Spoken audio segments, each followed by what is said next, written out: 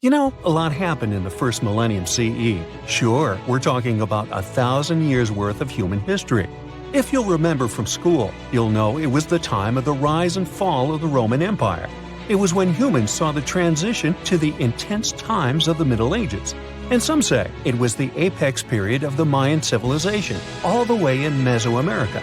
But thanks to top-notch technological advancements, we can look at history a lot differently today.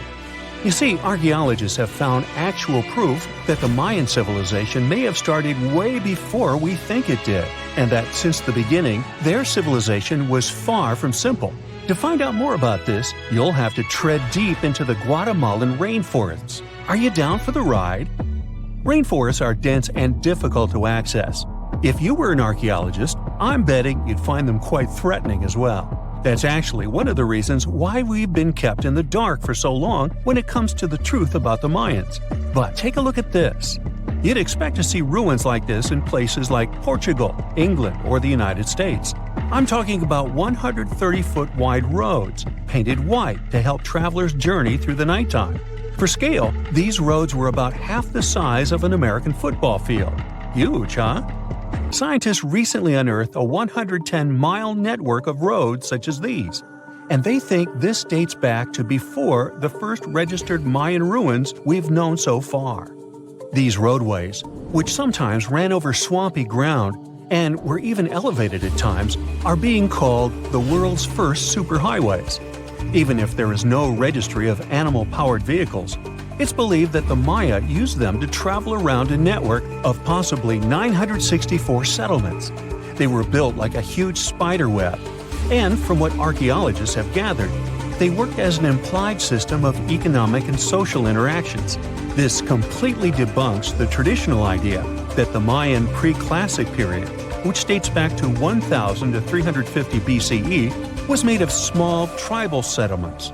Imagine the manpower and engineering ability you need to muster to build something close to these white highways. Scientists believe that these causeways were built pretty much the same way as the Mayans built their pyramids.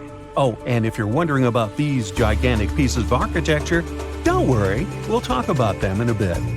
Now, so far, scientists believe that the roads were built with a mixture of mud and quarry stone. Oh, and using several layers of limestone, of course. Researchers were only able to find all of this out because of a new technology called LiDAR imaging. Do you know how we've used sonar technology to map out the ocean bed? Well, this is very similar to that. But instead of using sounds, we use laser systems. This mapping system allows researchers to see through and beyond the thick canopies of forests. It's like we have X-ray vision. This is definitely a game changer.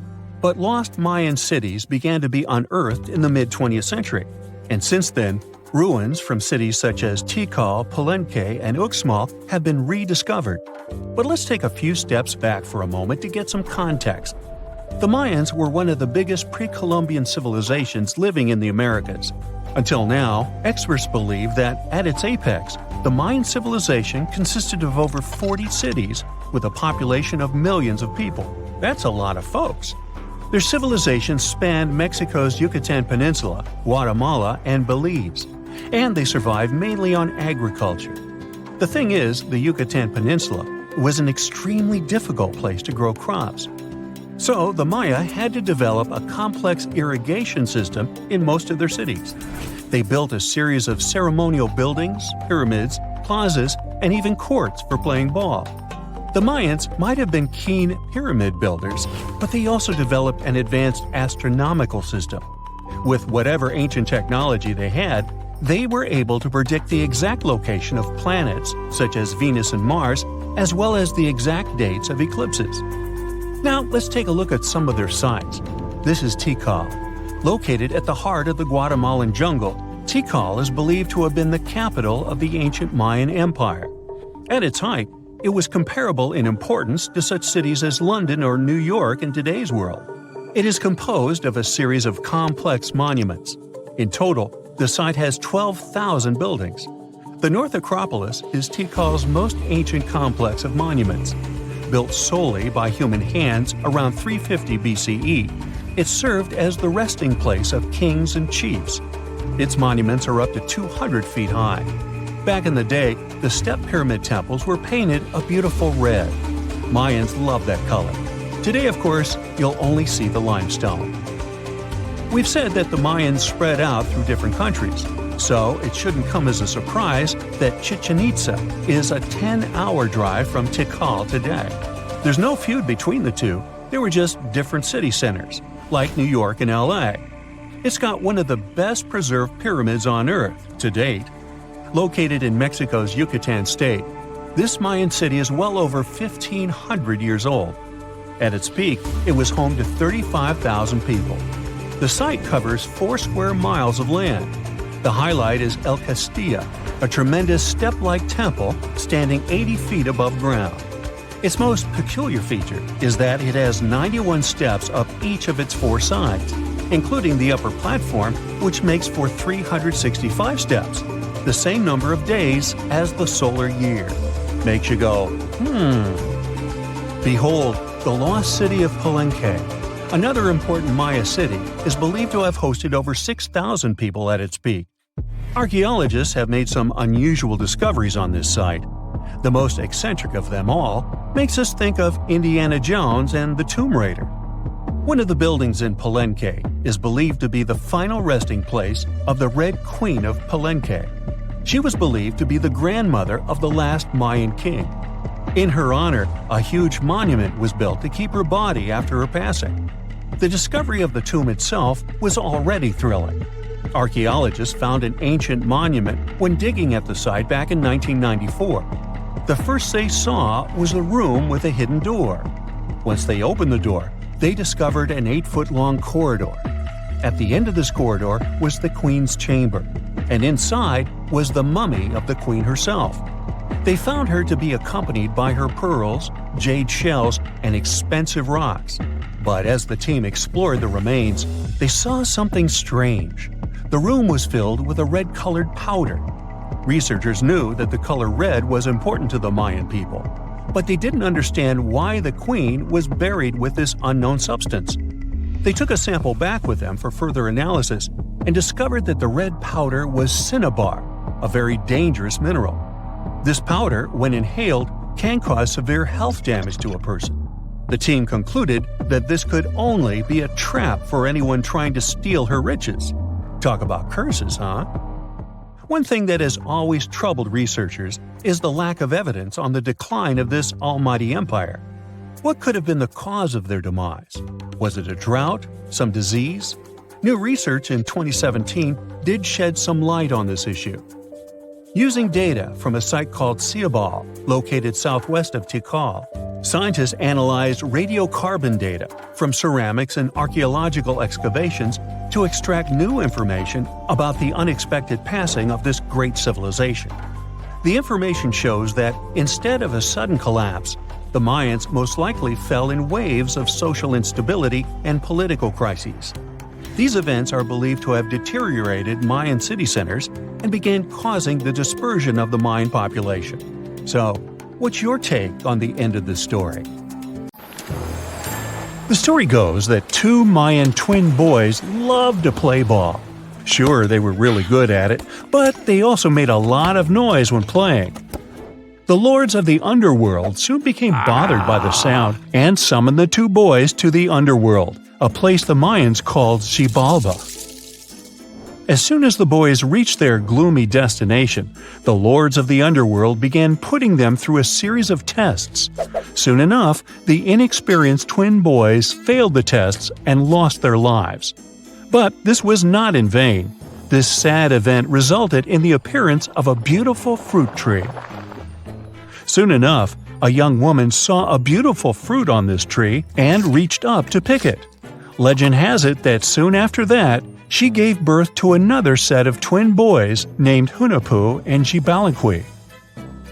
Just like their ancestors, these twins were great ball players, but they were equally as loud, and the lords of the underworld became annoyed again. They decided to ask this pair of twins to come to play a game in the underworld, hoping to get rid of them too. When the twins arrived, the lord sent them through a number of frightening places. The first one was the House of Gloom, which was very dark. They then passed through the House of Knives, where they had to avoid getting injured. The twins then built a fire in the House of Cold, so that they didn't freeze, and ran through the House of Jaguars, where they tricked the animals into not eating them. Finally, they entered the House of Bats, where they seemed to have lost their luck. One of the bats managed to run off with Hunahpu's head. The lords then challenged the twins to play ball with them, but the boys were clearly at a disadvantage. Debunk placed a turtle on Hunahpu's shoulders to make up for his lost head, and they began playing. As the lords became distracted by an animal near the court, Debunk stole his brother's head and placed it back in its place. Much to the annoyance of the lords, the twins were now able to tie the game. Hunahpu and Debunk continued to perform a series of tricks for the lords of the underworld. One of them involved Debunk injuring Hunahpu and then bringing him back to life. The lords were so impressed by the twins' performance that they asked them to do the same trick on them. Of course, the twins agreed, but after performing their trick on some of the lords, they refused to revive them. Seeing what had happened, the lords of the underworld admitted defeat and begged for their lives, promising not to intervene in the lives of people ever again. Hunahpu and Debunk were happy to have avenged their ancestors and gained the respect of the lords. Legend has it that the lords of heaven were so impressed by the twins that they took them to live in the sky by turning them into the moon and the sun. The Maya civilization was one of the most dominant indigenous societies in history, and their folklore and traditions are still discovered and studied today. They used to live in a territory called Mesoamerica. It was made up of modern-day Mexico and parts of Central America like Guatemala, Belize, Honduras, Yucatan Peninsula, and El Salvador. They lived from 1800 to 900 BCE and up to 900 to 1500 CE. Apart from their impressive legends, the Maya were very skilled inventors. They're known for their calendars, writing systems, farming methods, and sports. Their writing, for example, was found preserved on buildings and stone monuments, as well as in rare books and pottery. It's a system made out of more than 800 hieroglyphics in various combinations. Each of those signs was said to represent a syllable.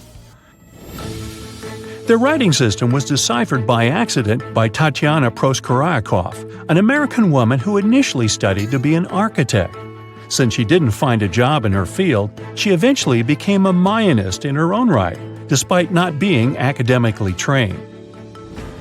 She was the first to notice that the Mayan upended frog glyph meant birth, and that their toothache glyph meant the date when the king ascended to the throne. It made it easier for scientists to pinpoint birthdays, as well as the names of the rulers of a specific Mayan dynasty.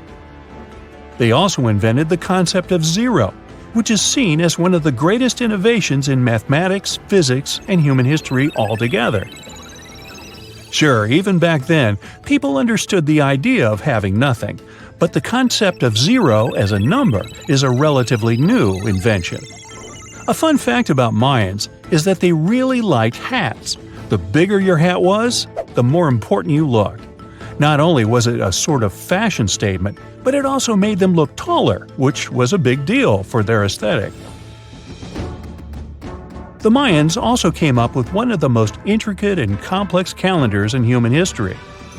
It was the first to use zero as a placeholder. Their calendar ended on December 21st, 2012, which led some people to believe that it translated to the end of the world. Obviously, that was not the case. It just so happened that the date coincided with the end of a Mayan cycle of years.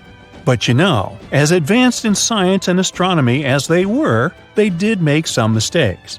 One of them was their belief that the world was flat. Their theory was that the four corners of the world were watched by the brother lords, who kept the sky from falling over their lands. Hats off for their menus, though, as they were well-known chocolate eaters. They turned eating chocolate into a form of art. The drink they made wasn't really like the hot chocolate we enjoy today, though.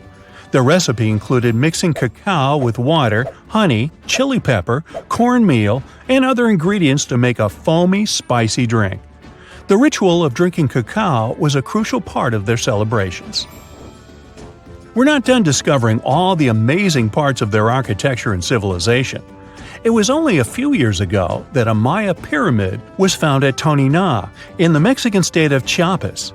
It was estimated to be more than 1,000 years old. The reason why it escaped archaeologists for so long was that it lay hidden under what was believed to be a natural hill. The ruins of 2 Mayan cities have been recently discovered in the Mexican state of Campeche. Why didn't we find them until now? Well, they were concealed by really thick vegetation, which made it difficult for archaeologists to reach them. The Mayans didn't just disappear. Their descendants are still around today, many of them choosing to live in their ancestral homelands.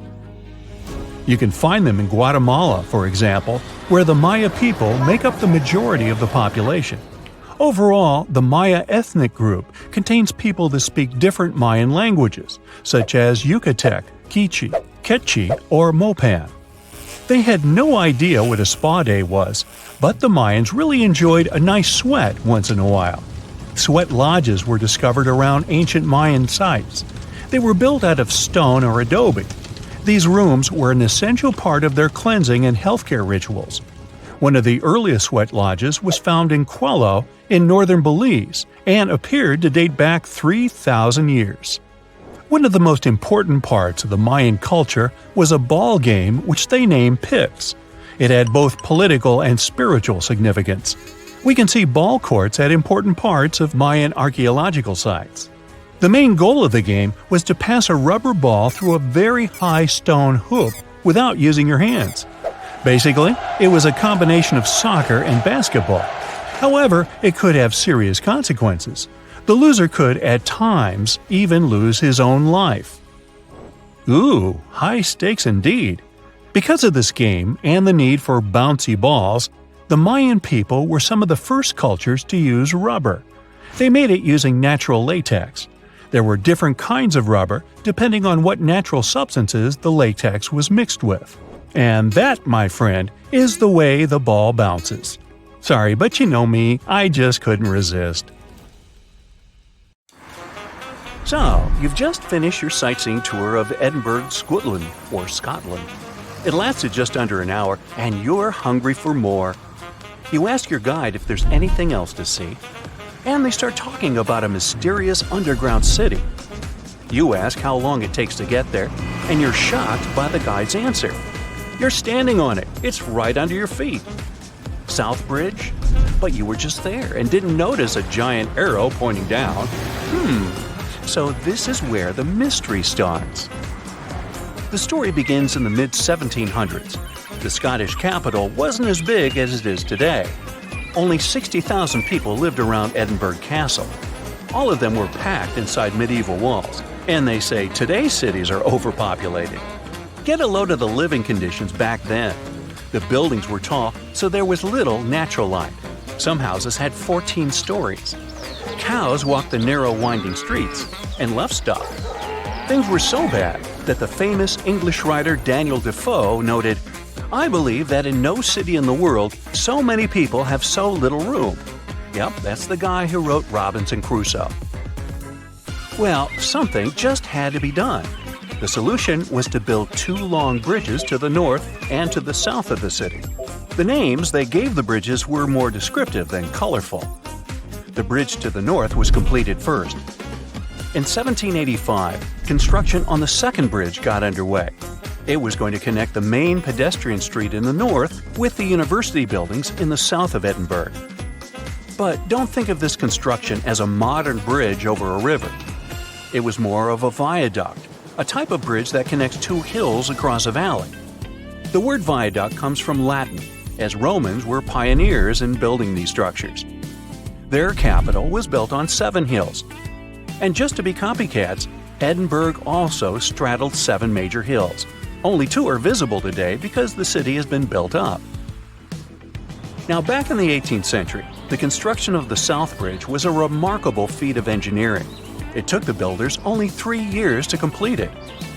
19 stone arches spanned a chasm that was 31 feet at its deepest point, and the length over 1,000 feet. Impressive, even for today's standards.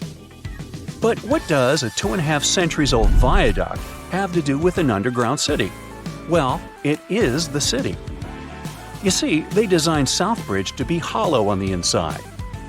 As you walk along this street today, there is actually a huge human-made cave beneath your feet. The popular name for this set of chambers is the Edinburgh Vaults. But what was the purpose of this space? And is there something or someone there now? Well, let's take it one step at a time.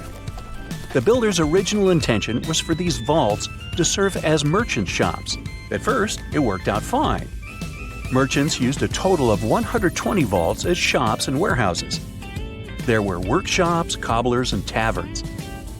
But as time went by, a major design flaw came to light. The stone was leaking, and the vaults were damp all the time. There was even flooding. The builders forgot to waterproof the structure. The merchants feared the water would damage their precious goods. After just a couple of years, the first tenants started moving out. Once legal trade moved away from the vaults, the city's poor moved in. And not only them, but all sorts of shady characters. Historians don't know much about this period, since there are no written records. But even the squatters had to leave soon. If you couldn't do business in these vaults, how could you live in them? It was damp and cold, and there was no ventilation, sanitation, or natural light. It really stunk. Every real estate agent's worst nightmare. Just 30 years after their completion, the Southbridge vaults were abandoned once and for all. But at a street level, business was as usual. The officials decided to fill the vaults with rubble for security purposes. Buried and forgotten, the memory of a once teeming merchant quarter of Edinburgh slowly faded from people's minds. Now, this is where the story gets a bit weird. During the 1980s, a Scottish rugby player accidentally found a tunnel leading into the vaults. The athlete didn't waste any time and started excavating the vaults with the help of his son. Several tons of rubble, and a decade later, the Southbridge vaults have been restored to their former glory, so to speak. They were again dark and damp as they were back in the 1700s. There were many interesting finds in this underground city. The vaults were littered with oyster shells, which were the standard diet for a working-class resident of Edinburgh at the time. Other finds, such as shoes and empty bottles, suggested that people actually lived in these claustrophobic vaults. Think of this the next time you see someone trying to rent their garage as an apartment. So, your guide was right. There really is a hidden city under the streets of Edinburgh. Well, at least one street. You have now gone down from the main pedestrian street into Cowgate. You look up and there it is, the only visible arch of the once impressive bridge. You are now searching online to book a tour of the vaults. You just have to see this place with your own eyes. But the Scottish capital isn't the only city with a mysterious underground. The historic region of Cappadocia in central Turkey hides no less than 36 cities beneath the ground. The biggest and the most impressive one wasn't discovered until 1963. It was built during the Byzantine era to protect the local population from invaders. We have similar structures made out of concrete in our cities, but the level of the Turkish underground city is really impressive. There are several levels, like in a multi-story car garage. The caves and tunnels lie 197 feet underground. That's 2/3 of the Statue of Liberty's height. The city could house 20,000 people at any given time, complete with livestock and food. The smell. Anyway, 20,000 is the average attendance at Major League Soccer matches today. You might want to add a field trip to one of these places the next time you go to Turkey. Most of these cities in Cappadocia can be found in rural areas. Makes sense, right? After all, they were dug out as hiding places. But in Europe, there is one city whose underground labyrinth resembles the vaults of Edinburgh. You've probably heard of Pilsen in the Czech Republic. But hold on a second, this isn't going to be a story of the most famous local product, something brewed, perhaps. It's the story of a medieval city that survived underneath the streets of Pilsen. Water wells, cellars, and passageways stretched for more than 12 miles. Merchants and craftspeople used Pilsen's historical underground for storage. Water, food, ice, you name it. The waterworks are pretty impressive. Historians estimate that 360 wells are located under Pilsen's historical town center. In times of instability, the passageways served as safe havens for the locals. They definitely didn't go thirsty down there. Today, most tourists visit these mysterious underground cities. But in Canada, there's one where people live and work. The construction of Montreal's underground city began in 1962. The initial idea was to shelter traffic. That's a nice way to say that city officials were building a metro station. The idea caught on, and the project expanded. Now, it's a real-life urban maze hidden under the downtown area. Need a place to stay? There are hotels down there. Want to grab a bite? Step into one of the underground restaurants. Multiple shops, a library, cinemas, the list is long. There are even residential complexes. But how can people live under the ground? Simple. Although the city itself lies beneath the earth, the access points are at ground level. You can enter the 20-mile-long tunnel network at more than 120 places. Oh, that's another place down under. Oops, sorry, Australia. For more than 3,000 years, the gold mask of Pharaoh Tutankhamun stayed hidden in the Valley of the Kings. This artifact, which stands about 21 inches tall, shows how skilled and artistic the ancient Egyptians were. But nobody expected that X-rays would reveal its biggest secret. King Tut was the last ruler of his family during the 18th dynasty. He took the throne at just 9 years old, but ruled for only 10 years before he passed away unexpectedly. If we're being honest, back in ancient Egypt, he was mostly forgotten by the rulers who came after him. His tomb wasn't a big deal for them, so much so that even the grave robbers forgot about him. It might sound a bit sad, but the truth is that it was actually great news for us. Since his tomb was practically forgotten, it ended up being perfectly preserved. While the other tombs in the Valley of the Kings were looted, his remained sealed and untouched. So when it was discovered back in 1922, it had over 5,000 precious objects inside. That made Tutankhamun basically an instant celebrity and one of the best-known pharaohs nowadays. Among the treasures was the most stunning piece, his golden mask. This mask is said to be an exact image of the king's face, or at least it was supposed to be, but we'll get to that later.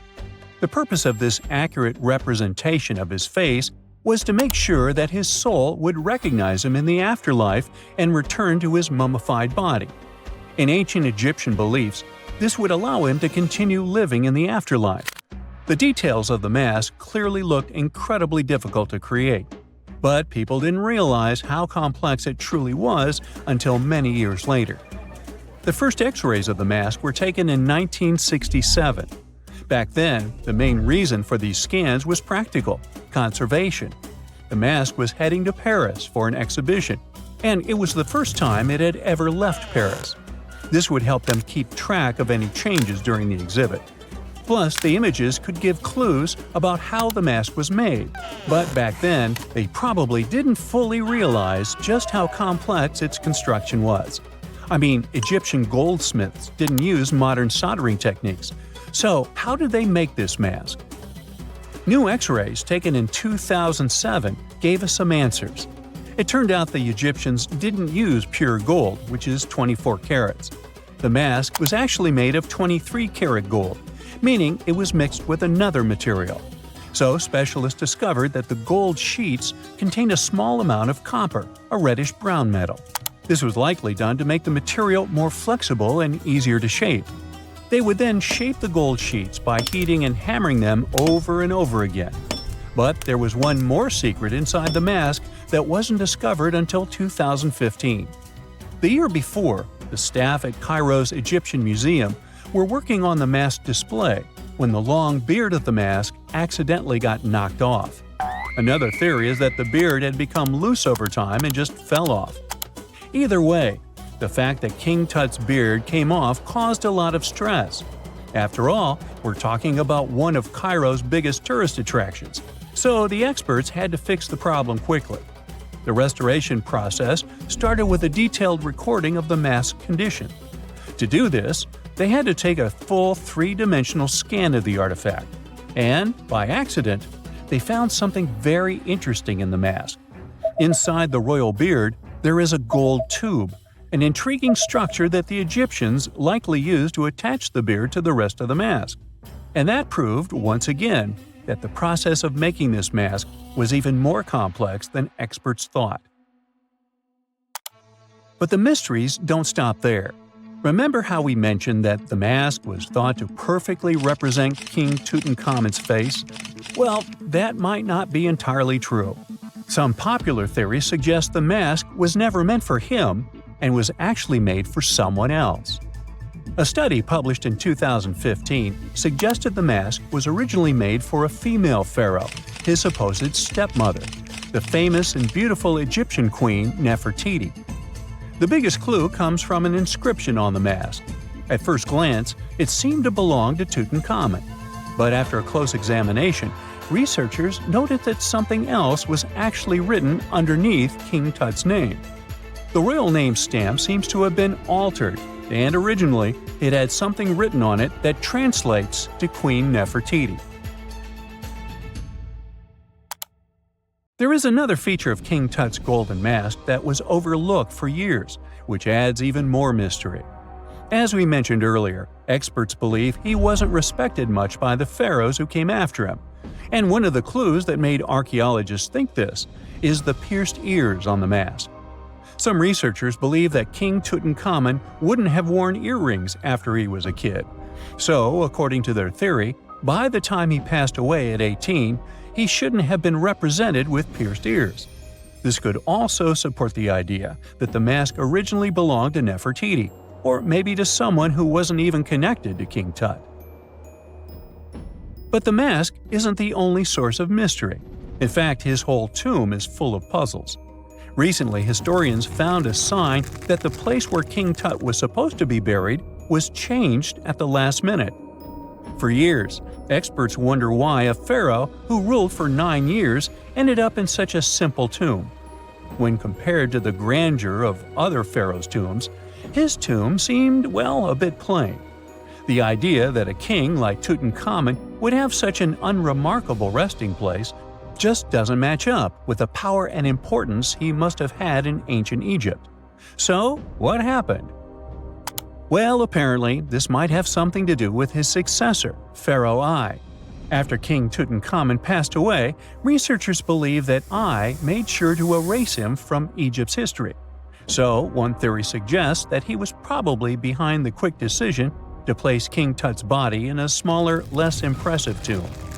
When experts looked at I's own tomb, they found something interesting. There is a large wall covered in painted baboons.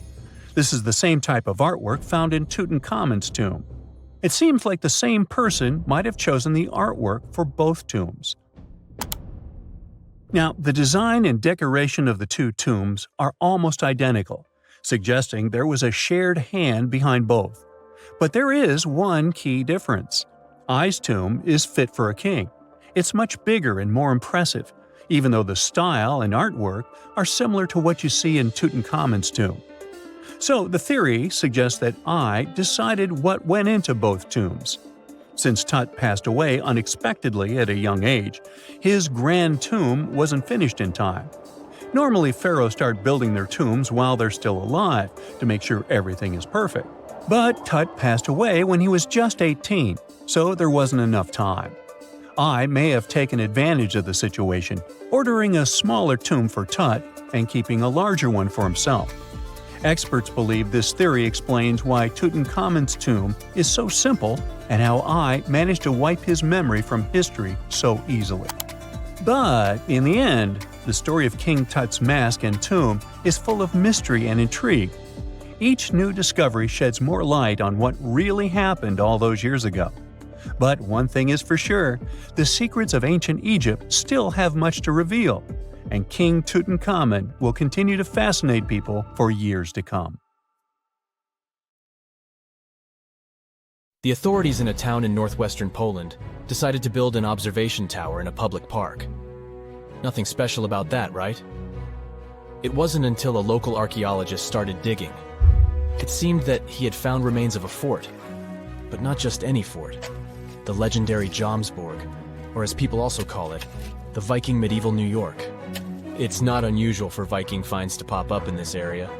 Archaeologists have suspected for a long time that the Polish island near Germany could be the site of the legendary city, and the locals believe in this too. Every year they hold the continent's biggest Viking festival there. People dress up and reenact the Vikings' way of life. The time period I'm talking about is the 10th century. Scholars believe Jomsborg thrived back then, if it was even real, and that's a big if. The mystery has been going on for more than half a millennium. The two most important questions troubling historians are whether the Viking stronghold was real and where it was located. The first historical records that mention the town can be traced back to the 12th century. Recently, a golden disc appeared in Sweden. It contained the names of Jomsborg and Harold Bluetooth. Does the man's last name sound familiar? That's because the Bluetooth technology we use today was named after him. He was a Danish king who apparently ruled over Jomsborg as well, and historians know he lived in the 10th century, right around the time the Viking legendary city reached its peak. All the historical sources we have lack one thing: the city's exact location. Ancient texts describe Jomsborg as a vibrant trading post that grew around a fortress. It had thousands of residents and a pier for ships to dock. This settlement should be somewhere along the southern coast of the Baltic Sea. Just the Polish section of the coastline is more than 4 times longer than the Grand Canyon. The city could be anywhere within the medieval Wendland.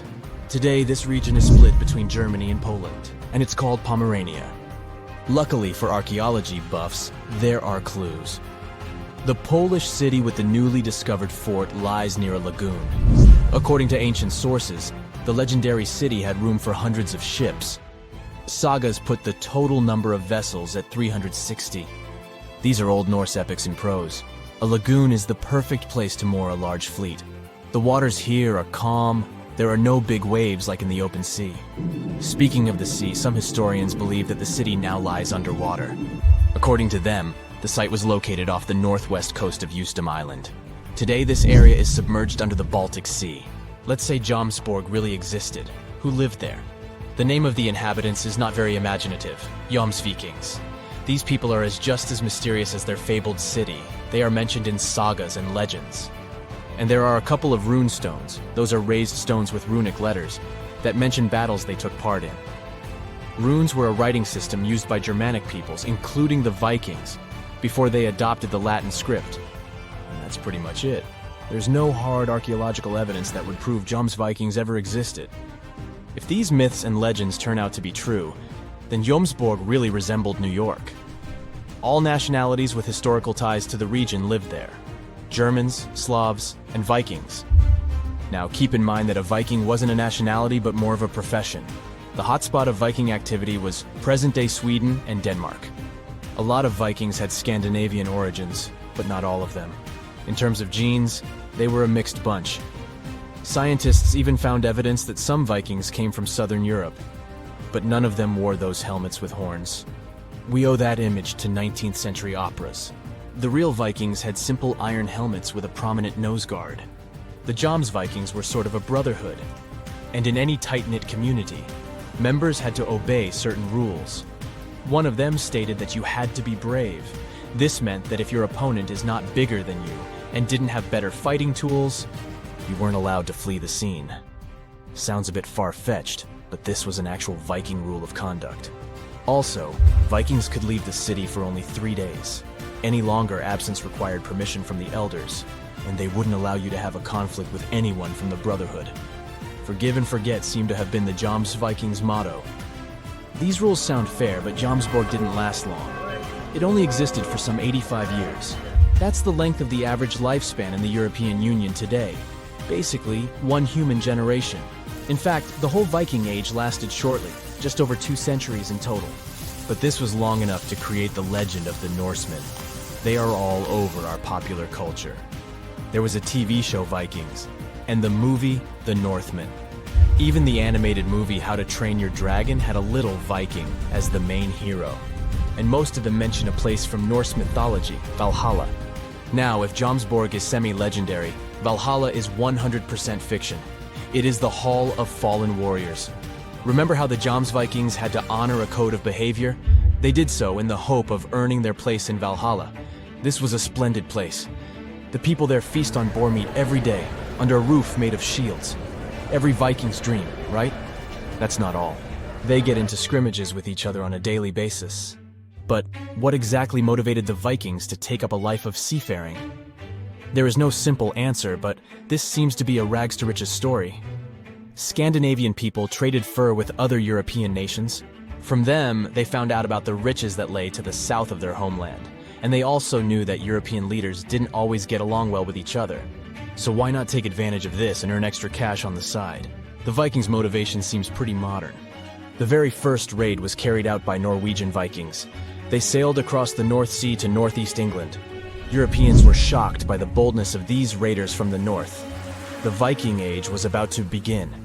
The Norsemen soon realized that European nations were ready to pay a hefty sum to avoid their visits. At the beginning of the 11th century, the English paid the Vikings more than $300,000 in today's money to leave them alone. There was even a special word for this tax. The influx of all this wealth made the Vikings' appetite only grow bigger. But this was all about to change in 1066, possibly the most important date in English history. That year, the last great Viking king went to England. However, he couldn't find victory at Stamford Bridge. Yes, the place where the Chelsea Football Club plays its matches today. After the Norwegian king lost, the number of raids decreased. The Europeans were better equipped to defend themselves. The Viking Age slowly came to an end. But this didn't mean that the Vikings were gone forever. They stayed in Iceland for 400 years. The island was largely uninhabited before they came in the 9th century. And in England, the Vikings left their trace in place names. Every town that ends in "by" was first settled by these Scandinavians. There are around 2,000 place names across Great Britain and Ireland that can be linked to the Vikings. And can you guess which part of France has the most Viking-related toponyms? The name says it all: Normandy. The mouth of the River Seine is where most Danish Vikings settled in the 9th century. From there, they sent several raiding parties to Paris itself. If there's a question that still baffles archaeologists to this day, it's this one. How did the ancient Egyptians build those magnificent pyramids? As far as we know today, their resources were quite limited, especially in terms of tools and building materials. We still don't have a fully satisfying answer, but hey, we've got some pretty amazing theories worth considering. The leading contender among these theories involves the clever Egyptians employing a sneaky strategy. Now picture this. They constructed a slanted and curving mound made of bricks, earth, and sand encircling the pyramid to be. As the pyramid grew taller and taller, they simply increased the height and length of this wacky structure. It's like they were playing an ancient game of Jenga. Now, how did they get those massive stone blocks up there? Well, according to the legendary ancient Greek historian Herodotus, they used sleds, rollers, and levers. It sounds like they turned construction into a supersized game of tug-of-war. And guess what? Herodotus also claimed that the Great Pyramid, the one from Giza, the granddaddy of them all, took a whopping 20 years to build. There's more. Herodotus also dropped a mind-boggling number on us. 100,000 men were supposedly involved in this pyramid extravaganza. Did they hire the entire Egyptian population? Well, it might not be as far-fetched as it sounds. These men were probably mostly farmers, so they probably focused on the pyramids when there wasn't much work to be done in the fields.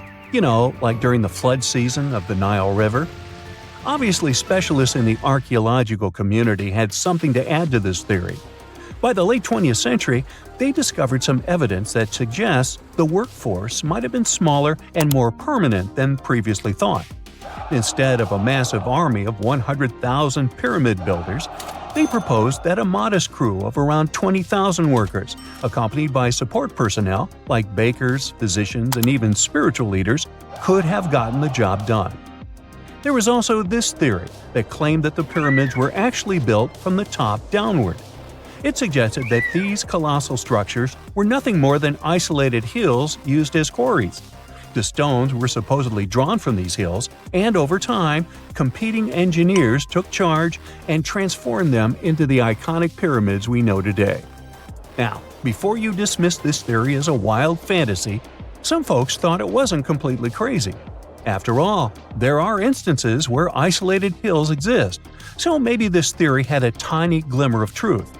Whether it involved ramp building or ingenious work schedules, one thing is clear. Those pyramids have definitely left their mark on history and on our imaginations. Now, speaking of ancient Egyptian mysteries, there's this gigantic unfinished obelisk sitting in ancient Egypt, and scientists are trying to figure out how it was shaped. Now, some people suggest that our industrious ancestors used handheld pounders to get the job done. One expert has a different take on the matter, though. He argues that if we take a closer look at the pattern left behind by the shaping tool, we'll notice something peculiar. The walls of the trenches surrounding the obelisk display a neat and even pattern, which is pretty unlikely if they were pounded away by mere mortal hands. According to this expert, those horizontal striations are usually the result of a tool that takes breaks while removing material, leaving its mark on the surface. But wait, there's more. Imagine the tool being rocked back and forth against the trench walls, clearing away the waste to keep the trench from narrowing. Well, in that case, the tool might have left some funky horizontal striations where it was pressed against the sidewall. This sounds like some fancy technology at play, don't you think? And guess what? The dynastic Egyptians probably didn't have access to that kind of know-how. Another famous Egyptologist from way back also uncovered a bunch of core drills during his adventures. Although the actual drill bits are missing, his collection houses these particular core remnants made of limestone, alabaster, and even granite. These constructions aren't the only amazing thing the ancient Egyptians left behind, though. As it turns out, the Egyptians were the genius minds behind the creation of the handheld mirror. Yeah, that little mirror you use every day to check yourself out. But here's the twist. These mirrors are like pieces of art. They were decorated with inscriptions and figures. But that's not all. The Egyptians had a serious concern with their appearance. They knew the importance of personal hygiene and looking fabulous. So, in their quest for pearly whites, they invented toothbrushes and toothpaste. Dental problems were pretty common back then, and their smiles weren't exactly all white. Dentistry wasn't their strongest suit, you see. Maybe their minds were distracted by all that pyramid building. So that doesn't mean those ancient toothpaste recipes weren't amazing. One delightful concoction included rock salt, mint, dried iris petals, and pepper. Some brave dentists in the 21st century tried it out, and it worked pretty well. Ground-up ash was also used in another recipe to create a tooth cleansing paste. Mint was missing, so that didn't do much for their breath. That's when the genius Egyptians came up with the world's first breath mints.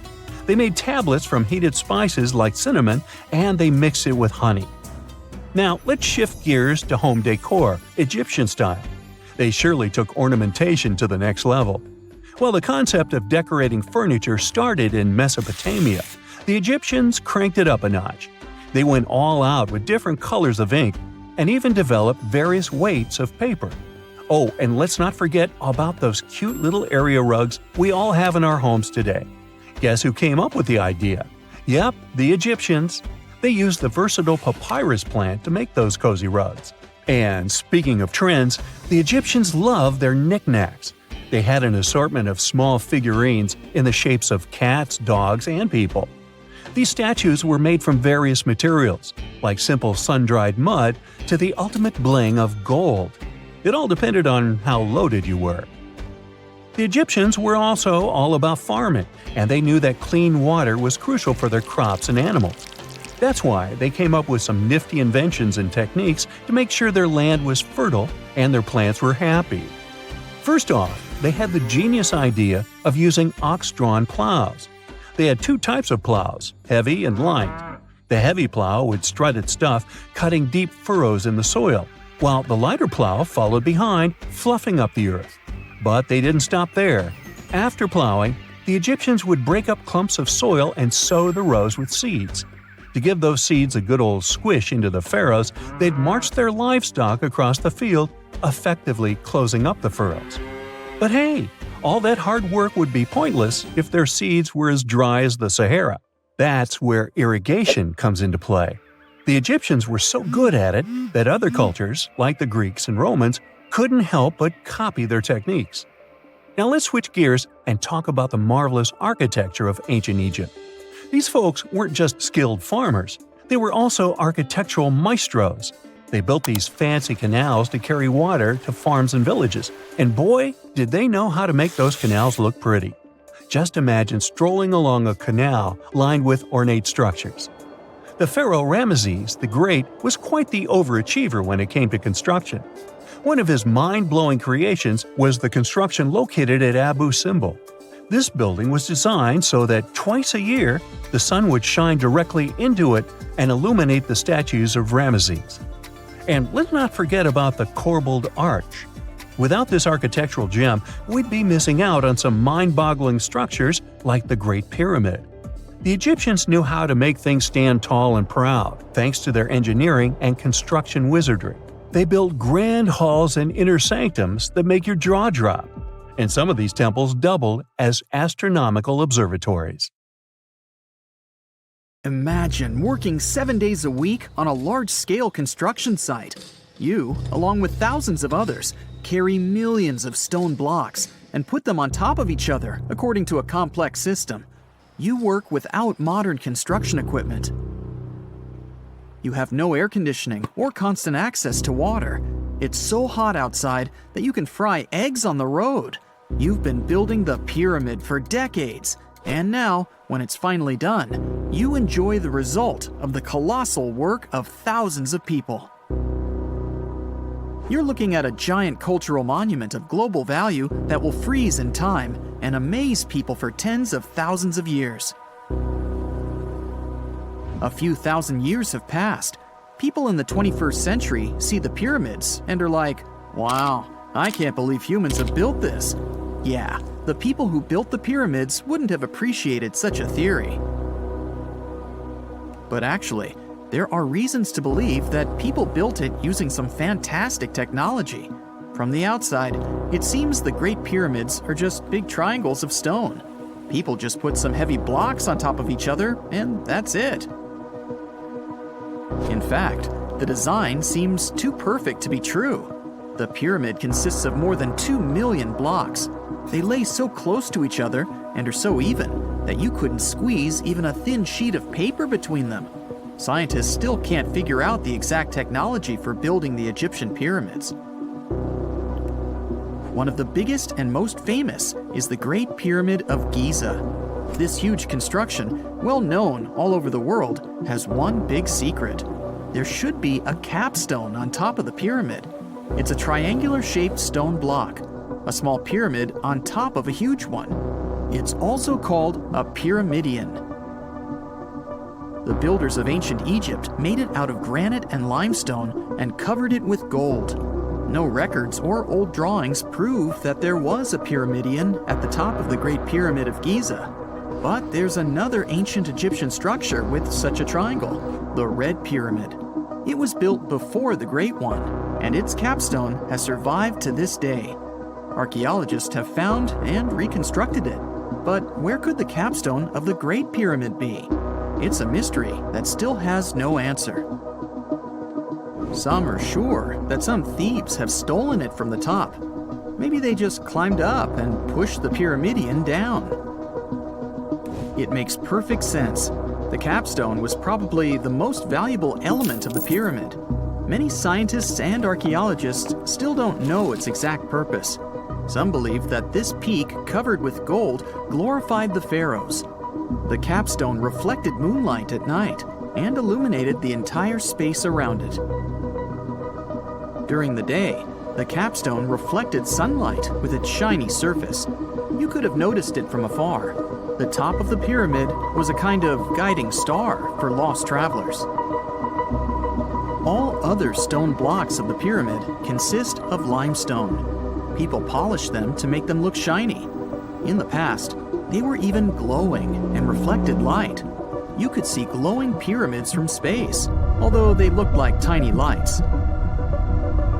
Over thousands of years, winds, sandstorms, and rains have changed the pyramid's appearance. If people had taken care of them all this time, they would have looked like something out of science fiction movies, or the pyramids from Las Vegas. But unfortunately, we will never see their original appearance.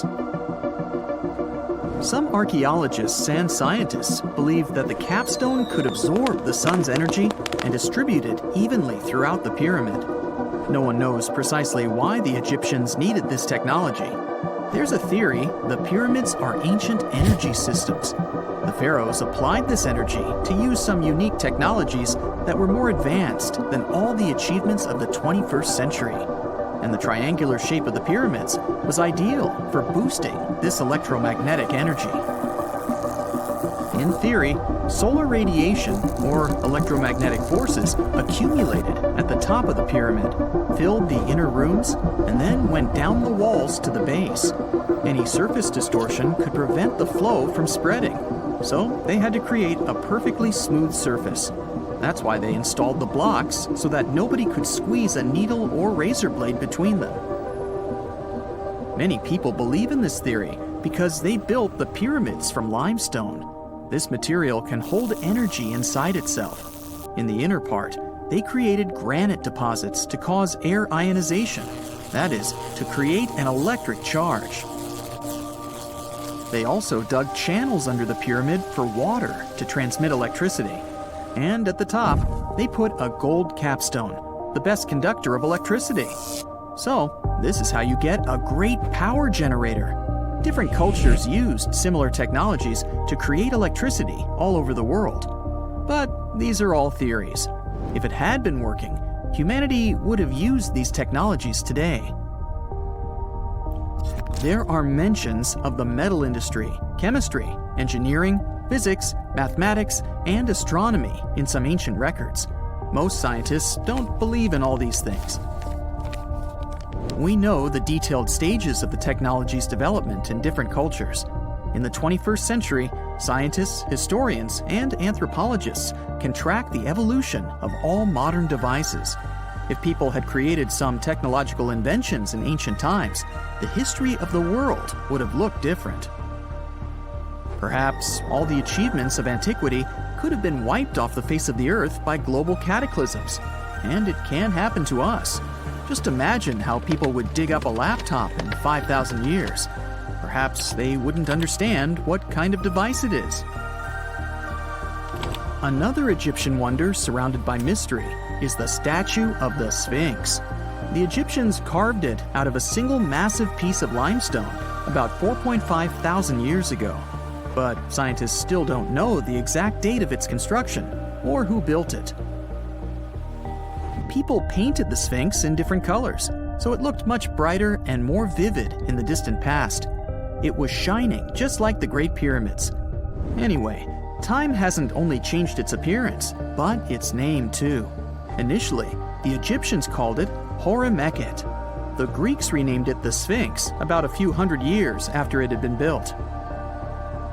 The Sphinx emphasized the greatness of the rulers of Egypt. It also performed a symbolic function of a watchdog guarding the tomb of the pharaoh and the paths leading to it. This version sounds realistic, since archaeologists have discovered many secret entrances at the foot of the Sphinx. Perhaps these rooms and intricate tunnels lead to underground halls with treasures. And treasures don't always mean gold and jewelry. According to legends and theories, the Sphinx guards the Hall of Records, the storage of all humankind's knowledge. The information about the ancient mythical state of Atlantis could be there. You can find many detailed maps of the internal dungeons of the Sphinx on the internet. They show structures 12 stories deep under the statue. It looks like a small city filled with gold, scrolls of knowledge, and various ancient artifacts. But don't believe all these maps. These are just theories. Several thousand years have passed, but people have very little information about it. Archaeologists know that there are still many strange and exciting things about the Sphinx that are still undiscovered. Some locals are afraid to research because they believe they can awaken something terrible from the underground depths. Therefore, it's mostly scientists from other countries who conduct the excavations. In 1998, scientists discovered strange tunnels leading to empty rooms under the Sphinx. They realized that some people tried to get there through tunnels in the past, and maybe those people took all the treasures that were there. One of the legends says that some powerful artifact lays beneath the Sphinx. Its technology can change the whole world, but the locals are hiding it because it can damage the planet. Some believe that you can find evidence of unknown technologies painted on the granite walls in the pharaoh's tombs. But most likely, these paintings and signs tell us the myths and legends of ancient Egypt. But what if Egyptian symbols and drawings are detailed instructions for using ancient technologies? What if the locals that lived at that time thought, people in the future won't be able to get energy themselves. Let's leave some detailed instructions for them. Anyway, there are many riddles and theories. In reality, the search for answers is a dangerous undertaking, since it's not easy to get into the underground halls. Excavations can ruin the structure of the entire Sphinx. Any person inside the tunnels may get lost and never be able to find their way back. Besides, it costs a lot of money. Now, what would be awesome is if people could invent some device that could scan underground areas and show their detailed models. When you hear the word mummy, you might get a chill down your spine. That's because most of us associate this word with those creepy characters we've seen in some scary movies. But in reality, mummies have helped us understand a lot about ancient civilizations, their rulers, and about how people used to deal with losing their loved ones. The people most famous worldwide for their mummies are the ancient Egyptians. They believed that some sort of existence after passing away was possible, if certain conditions were met. That's why they insisted on preserving the human body through the process of mummification and placing the mummy in a furnished tomb, kind of like giving it a fully functioning apartment of its own. Why did they believe in this? Well, because they were deeply connected to their natural environment for the most part.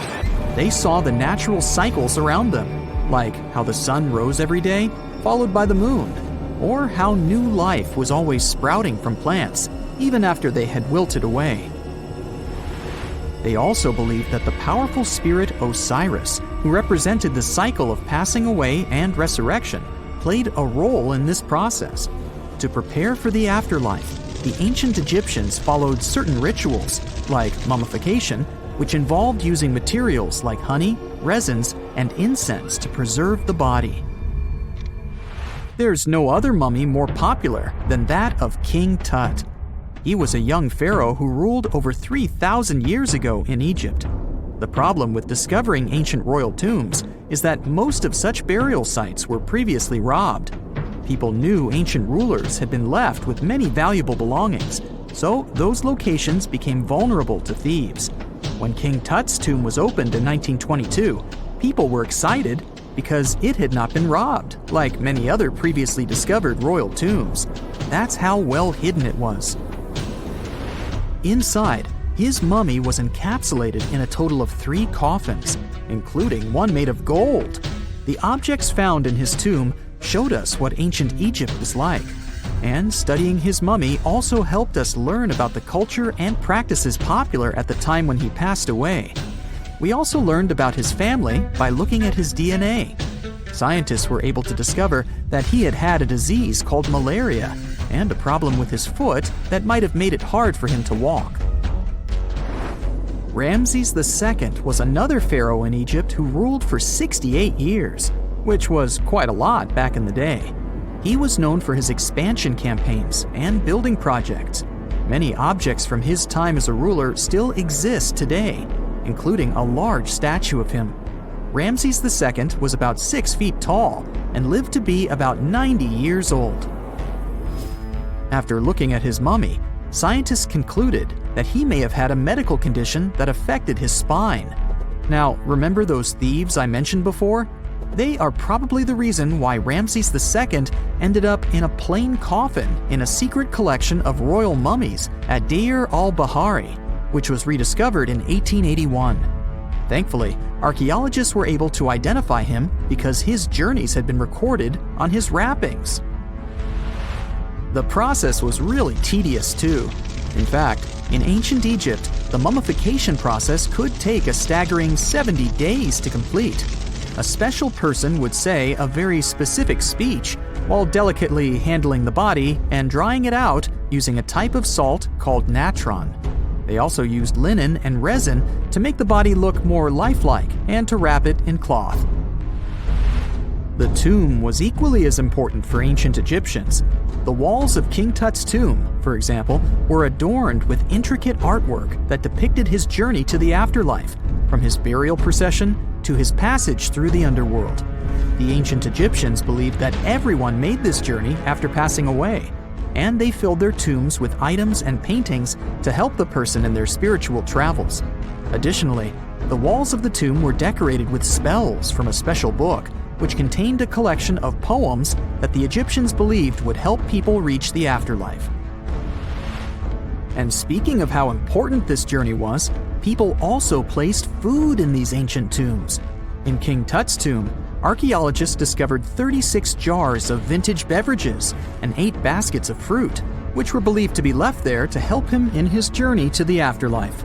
The Egyptians believed that traveling to the afterlife took a really long time, so they left a lot of supplies, such as food and water, to sustain their loved ones. Pharaohs also generally had numerous luxurious garments and beautiful jewelry in their tombs to ensure that they would have a fashionable journey. These items included various types of linen clothing, such as tunics, scarves, gloves, and headdresses, as well as a lot of gold jewelry with precious stones, like bracelets, buckles, pendants, necklaces, rings, and even precious depictions of insects for protection. Some were also deposited with fans made from ivory and ostrich feathers to keep them cool in the afterlife. Some ancient rulers were even placed in their forever apartments along with boats. For example, Pharaoh Khufu built the Great Pyramid at Giza as his tomb, and a large ship was found inside. King Tut, however, was buried with multiple boat paddles, but no actual boat. Instead, he had 3 chariots and numerous walking sticks made of precious materials, perhaps indicating he'd rather travel to the beyond by land, not by water. Amongst the most interesting objects found near ancient mummies are bottles of oils and perfumes. If rulers were supposed to be fashionable, why not smell nice too, right? Also, some of them had some ancient kinds of board games, most of them made out of precious materials like gold or ivory. One of those games was called Senet. It was very popular amongst the ancient Egyptians and very similar to modern-day chess. The ancient Egyptians may have the most famous mummies out there, but they weren't the first to invent the procedure. In fact, it all started in South America with an ancient civilization named the Chinchorro. As far as we know today, these people were the first to mummify their loved ones that had passed away. They did it somewhere around 2,000 years before the Egyptians started their own rituals. Sure, we can tell a lot about ancient rulers by studying these mummies, but until recently, we had no idea what they really looked like during their lifetime. Not so long ago, though, some very special mummy paintings were found by archaeologists studying ancient Egyptian objects. These mummy portraits are highly detailed paintings of individuals that were made while they were still alive. Such paintings were often painted on wood, as opposed to the classical portraits we all know about, which are painted on canvas. They are known for their realism and beauty, and have even been used by researchers to diagnose diseases by comparing them to the corresponding mummies. Some of these portraits also include depictions of jewelry, which was later found on the mummies. The recent discovery of these mummy portraits in Central Egypt is significant, as it marks the first time in over a century that such paintings have been found. Mummies appeared all around the world naturally, too. Mummification can occur without people intervening because of natural conditions, like extremely cold or hot environments, places with a lack of oxygen, or accidental exposure to chemicals that preserve the body. These conditions don't allow bacteria to grow, resulting in the body remaining more or less intact. Famous Otzi was one of these mummies. We know today he was a man who lived around 5,000 years ago in Europe. But upon his discovery in the Alps in 1991, Austrian authorities initially believed that he was a modern mountaineer because of how well preserved the body was. However, after the Iceman was removed from the glacier, it was determined that he was actually from the Copper Age. Now, let's assume that another species, whether humanoid or dolphin-like, could have existed millions of years ago. How do we find their traces? There was a Doctor Who episode about a non-human industrial civilization on Earth that existed long before us. These reptiles, called Silurians, were forced deep underground by a catastrophic rise of temperatures on Earth, and there they thrived for centuries. That inspired scientists to create the so-called Silurian hypothesis. If there was an advanced civilization before us, we should find their traces somewhere. Well, let's try. Climatologist Gavin Schmidt and astrophysicist Adam Frank decided to dive into this themselves. Like us, any technologically advanced civilization would be hungry for energy. So they looked for global effects that would leave a widespread mark. For example, hints of large-scale industrial processes, like plants and factories, and their leftovers. Then comes the question of how long these civilizations would last. If they existed for a long time, we should look for long-lasting signs, like residues from burning fossil fuels, mass extinctions, synthetic chemicals not found in nature, and even traces of nuclear fission. Basically, we should search for the same kinds of things that humans are currently leaving behind as evidence of our activities. Unfortunately, this evidence isn't that easy to find. Let's imagine an unsettling scenario if humanity suddenly disappeared. Even though it seems like we've left a lot of changes on our planet, the future civilization millions of years from now would struggle to find any remnants of our existence. Why? Well, our planet has existed for 4.5 billion years. Complex life on Earth has existed for more than 400 million years. Compared to that, our industrial period only lasted around 300 years, and we haven't left any significant traces. Our record of Earth's history is full of gaps, especially the further back you look. The fossil record captures only some things, being very selective and incomplete. On average, one fossil emerges every 10,000 years, and dinosaur footprints are even rarer. Mountains rise, oceans change, and plate tectonics can easily wipe out evidence of entire civilizations. After a couple of million years, chances are any physical signs of a civilization would disappear. In order to find at least something, we have to look for things like odd sediment patterns or unusual isotopic ratios. Also, fossils mostly form in water, leaving us in the dark about creatures on land or in the jungles. So even if there was a technologically advanced society millions of years in the past, and even if they were far more advanced than us, we might struggle to find any clues of its existence. Frank and Schmidt try to understand how we could ever hope to spot signs of them. Discovering actual cities would be the ultimate proof of a Silurian-style civilization on Earth. But Adam Frank isn't too optimistic. Even now, our cities cover less than 3% of the surface, making it easy to miss ancient city ruins. Whether a city survives over tens of millions of years depends on whether the land around it is sinking, getting locked into a rock, or rising, getting worn away by rain and wind. So, places like the French Quarter in New Orleans might have a better shot of making it into the geologic record than, say, Haight-Ashbury in San Francisco. When it comes to finding artifacts, the odds are pretty slim as well. No prehistoric iPhone would survive millions of years, fancy glass or not. Finding their fossilized remnants might be a bit more promising, but it's still tricky. Considering modern humans have only been around for about 100,000 years, it's quite possible that we might overlook any traces of an earlier advanced species. There is one thing, though. We could stumble upon their traces in rocks. Our current chaotic era might leave a distinct mark on the Earth's geological history, especially since we're basically experiencing PTM 2.0. I'll get to that in a moment. So they try to look at the changes in the carbon cycle. Humans have been releasing a lot of fossil carbon since the 18th century. This leaves a special mark in the carbon isotope ratio, like a signature that shows the difference between carbon in living things, such as seashells, and carbon in lifeless volcanic rock. Scientists also look for signs in the way sediments are arranged. Large coastal deltas might mean that there were bigger rivers made by folks in this hypothetical civilization. Traces of nitrogen could suggest big-scale farming, where they used a lot of fertilizer.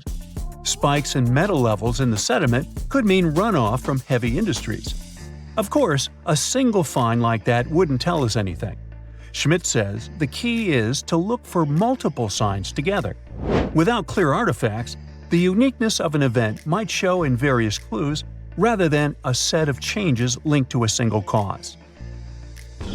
On a quest for Silurian-style clues, scientists even decided to check the moon. Some astronomers find it surprising that no one has looked into this before. They even joked about the possibility of dinosaurs building rockets and leaving traces on the moon or other celestial bodies. These astronomers think that Earth-like planets tend to erase signs of civilizations on their surfaces. So they're exploring the wild notion that these beings might have been space travelers. In that case, remnants of their technology, known as technosignatures, could be lurking not only on our moon but also on asteroids, or even buried on Mars. There they might endure for millions or even billions of years. Unfortunately, so far, despite digging into the past 380 million years and examining all suspicious events, the researchers haven't found a clear match for a technological civilization. They don't give up, though. Frank calls for more investigation. For example, we could study how modern industrial chemicals stick around in ocean sediments. This, he believes, could help us identify similar chemical traces in the Earth's history.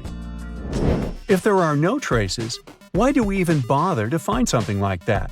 This research is based on Schmidt and Frank's recent papers. They were delving into the Anthropocene. It's the proposed epoch dominated by human activities on Earth.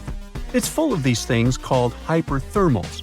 They're prehistoric events when temperatures on Earth sharply increased over a relatively short time. They're like extreme heat waves from the past. A great example of this is the Paleocene-Eocene thermal maximum, or PETM for short. It happened around 55.5 million years ago and saw a rapid rise in global temperatures. Over 200,000 years, the average temperature on Earth jumped from about 9 to 14 degrees Fahrenheit. We studied these hyperthermals to understand how they occurred, from natural causes or human activities. So, these hyperthermals sparked the genesis of Frank and Schmidt's research. To study them, scientists started examining chemical signals and tracers left in rocks. When doing that, Schmidt and Frank uncovered some eerie parallels between all the climate issues we have today and past periods of rapid temperature shifts. There's a close similarity between the PETM and other hyperthermal events. So all this work isn't just about solving a historical mystery. Understanding our impact on the environment can guide us to finding better ways to live in harmony with the planet and avoid becoming a forgotten species in the future. Our Milky Way is filled with lots of planets that could be just right for life, but we don't know if there are other civilizations out there. Earth is the only place we know of with living beings. About 200 years ago, people wondered if there might be civilizations on Mars. Back then, it was a real question. But once we got pictures from space probes, we decided there wasn't any evidence for it, and that idea got stuck in our minds. Now, it's not even considered a valid topic for serious science. It's seen as kind of silly. But no one has set clear limits on what could have happened on our own planet a really long time ago. So, even if there is no proof, we shouldn't throw away the possibility. Don't forget, it took humanity a while to recognize dinosaurs. Maybe Silurians are just patiently waiting for their time. Well, in ancient Egypt, people wore heavy, donut-sized bracelets, giant earrings, necklaces, and their neck collars were totally bedazzled with beads and stones. Now, did they fall over from being so top-heavy? It doesn't say. They also invented wigs. Probably some ancient Egyptians didn't feel like styling their hair every single morning. Hey, I can relate. Just shave your head, pop on a wig, get to work on time. Some of the wigs had jewels in them too.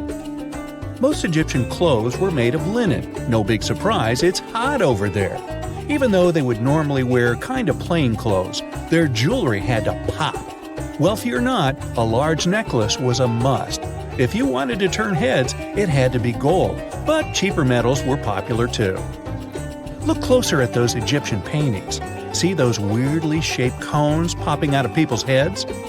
This head cone was made of a mix of wax and oils, and it was for… wait, am I reading this right? It was supposed to melt thanks to your body heat and spread sweet-smelling oils everywhere. How lubricating. Cleopatra had her trademark eye makeup look, and Egyptians were probably the first to invent mascara. They'd mix honey, soot, water, and crocodile dung. Ooh. They'd apply this crazy mix right onto their lashes and eyebrows. It probably didn't smell all that great, but at least it was safer than those toxic lead eyeliners people used to use. All natural. Now, ancient Greeks took some style tips from their Egyptian neighbors, but they'd even wear clothes made from wool. Hot and sticky. Their clothes didn't come in a lot of color options. They were mostly white. But if someone really wanted to rock a colorful outfit, they needed to dye it themselves with insects. It's not a back-in-the-day thing. Every time you grab a couple of sugar-coated candies, remember this. Some of that coloring may have come from beetles. Your lipstick, too. Mwah! If you happen to be a wealthy ancient Greek, you'd be able to buy cotton. You, yes you, wearing a cotton t-shirt, watching this video. Do you feel as cool as a noble ancient Greek? And you probably take that rack of shoes you never wear for granted. But for an ancient Greek, shoes were a privilege. They mostly walked around barefoot. Just like in Egypt, Greeks were all about wigs. They were made mostly of natural hair. Way later, in the Middle Ages, people would powder their wigs, trying to give them a lavender or orange scent. And in those times, let's just say soap wasn't really a thing. So a powdered wig came in handy when people needed to cover up any unwanted smells. Clothes in ancient Rome were pretty similar to those worn in Greece. There were two main clothing types, togas and tunics. Tunics were worn by everyone, while only noble citizens of Rome could wear togas on top of their tunics. Togas were extremely wide and up to 18 feet long, so it was impossible to put them on without someone's help.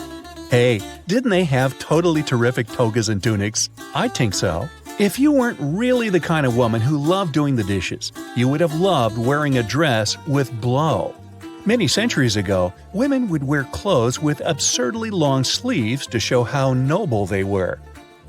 Imagine washing the floor with 5 inches of extra sleeve. Even though these sleeves restricted your movements a lot, they were still super trendy in medieval France. Hundreds of years ago, a lot of European men wore shoes that were ridiculous. These shoes had a unique feature: extremely long pointed tips. The nobler the person, the longer the tips. But once they got a bit too long, they started to sag. So people would stuff them with random things like moss and even horsehair. They looked like huge beaks. Back then, ladies had their trends too. For example, they would shave their eyebrows off. The forehead was the trending facial feature back then, and they wanted to stand out. England had some fashion trends that, Today, people shell out thousands of dollars to make their smiles perfect, white, and shiny. But back in Tudor England times, women would blacken their teeth on purpose to seem wealthy. Sugar was hard to come by, and only the wealthiest could afford it. It was widely believed that the wealthier you were, the more sugar you ate, and the blacker your teeth would get. Now, if you're already rocking some fake black teeth and you want to go full-out Tudor, try rocking this look.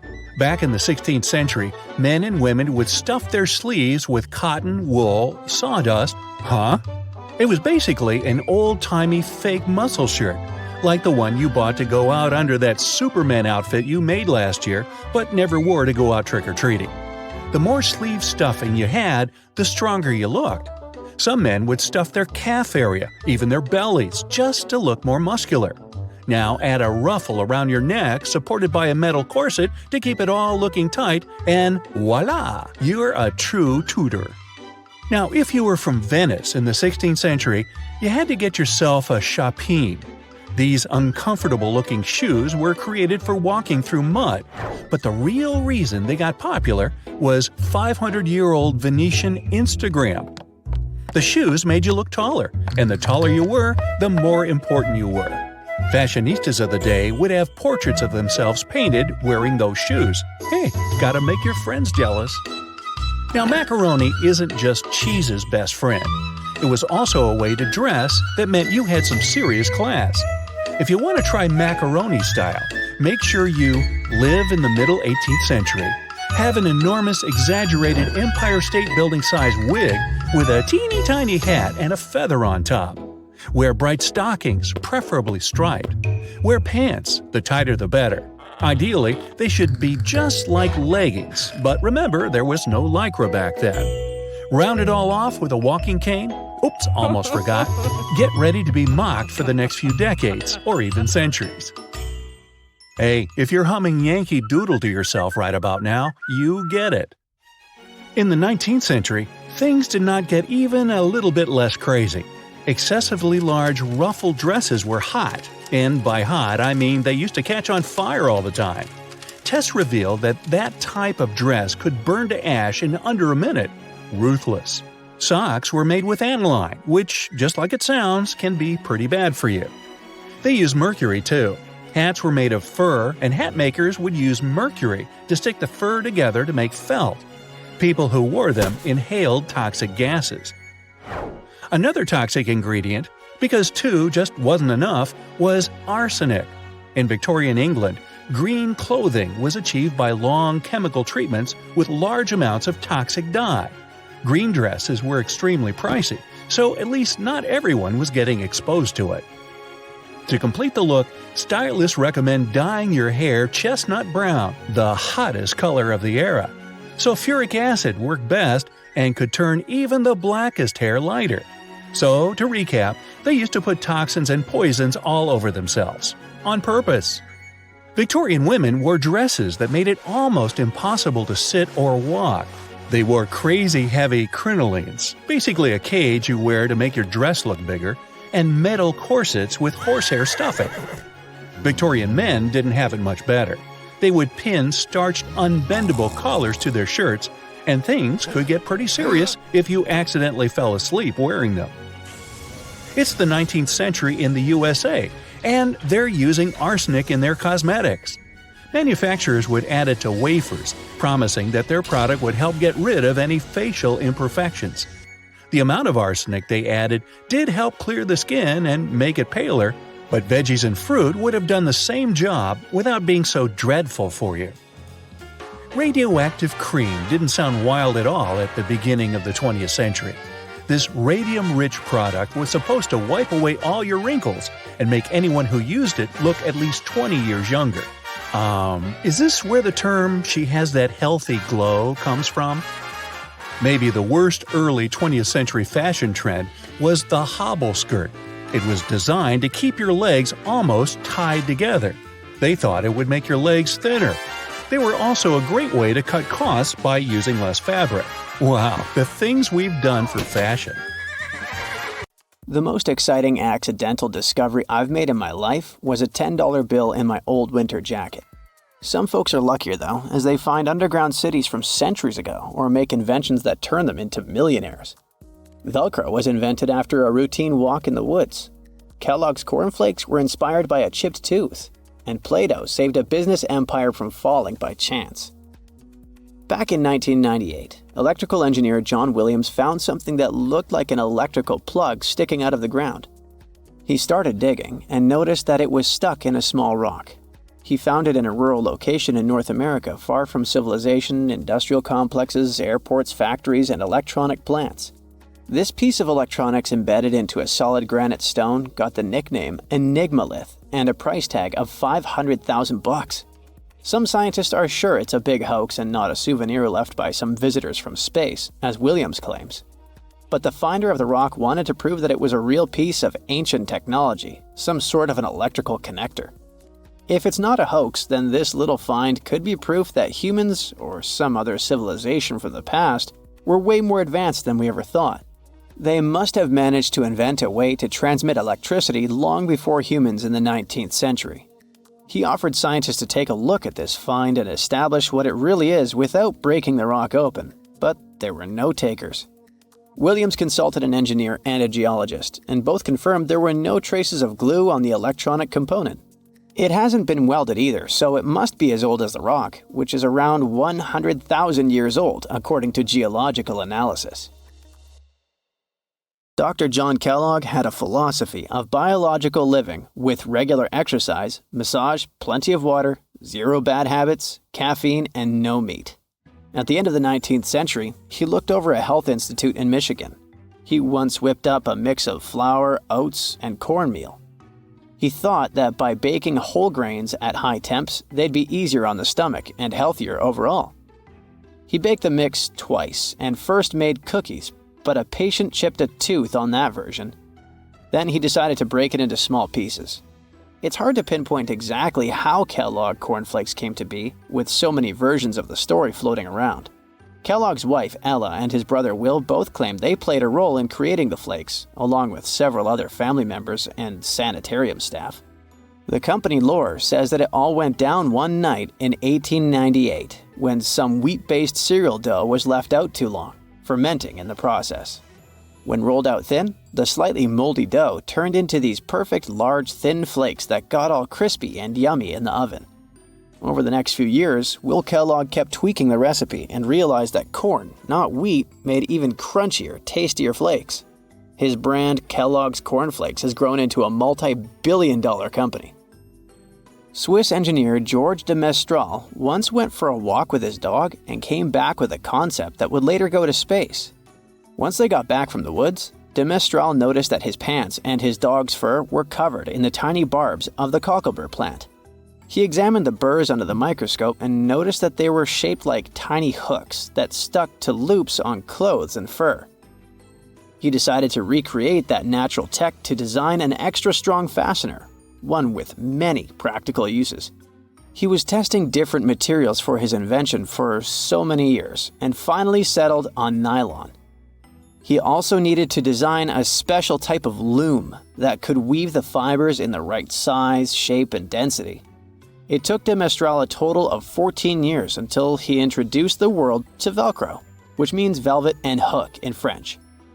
De Mestral was hoping his invention would replace the zipper on clothes, but the fashion world found Velcro cheap-looking and unattractive. But NASA didn't think so, and used Velcro for astronaut spacesuits and helmets in the 1960s.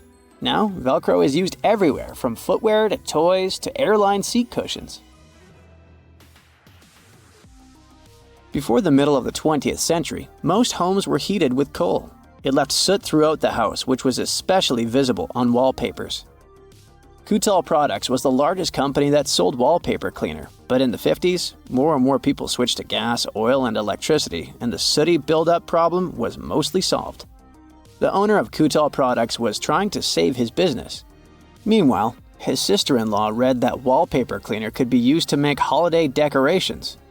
She worked as a nursery school teacher, and modeling clay was pretty hard for her students to handle, so she decided to test this material for molding into different shapes, and it works out just fine. She told her relatives about the discovery and suggested a name for it: Play-Doh. The Kutal company was about to go bankrupt, so it was a great alternative for a new business. Soon enough, Macy's and Marshall Field got interested in the new toy and started selling it. Play-Doh was originally only in one color, white, but soon expanded to red, blue, and yellow. They also made several changes to the original recipe, but the mixture is still mostly the same as when it was used to clean wallpapers. An urban legend says that if you take all the Play-Doh compound ever made and put it through their Fun Factory playset, you'll get a snake that will wrap around the planet 300 times.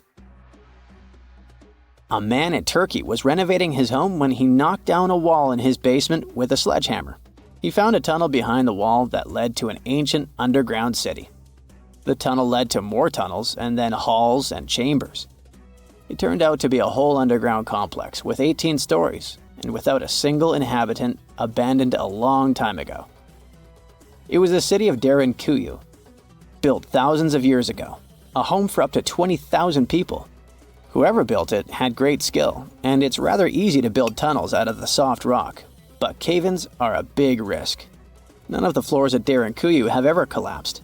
The city had a complex ventilation system with over 15,000 shafts. The upper levels had the best ventilation and were used for living and sleeping quarters. The lower levels were mainly used for storage, but they also had a dungeon. In between, there were room for domestic animals, a school, a convent, and small churches. John Martin, a forestry professor, was out exploring a forest in Wisconsin one night. He was shining a UV flashlight up into the canopy to spot lichens, fungi, plants, and frogs that glow under the UV light. Then, suddenly, he heard a flying squirrel chirping at a bird feeder, pointed the flashlight at it, and saw it light up pink. The professor told his colleagues about it, and they decided to investigate further. They checked out some flying squirrel skins at museums to see if this pink glow is a common thing among them. It turns out that almost all of the flying squirrel specimens they looked at had the same pink fluorescence. Non-flying squirrels didn't glow at all. Other animals with fluorescence, like puffins and chameleons, glow blue under UV light. The only other mammals with fluorescent fur are around 20 species of opossum. They live in different ecosystems and have different diets. The only thing they have in common with flying squirrels is that they're all active at night. And regular squirrels prefer sunlight. There's enough ultraviolet light in low-light conditions, and nocturnal animals need UV vision. So the pink glow might have to do with nighttime perception and navigation, especially in cold and snowy conditions.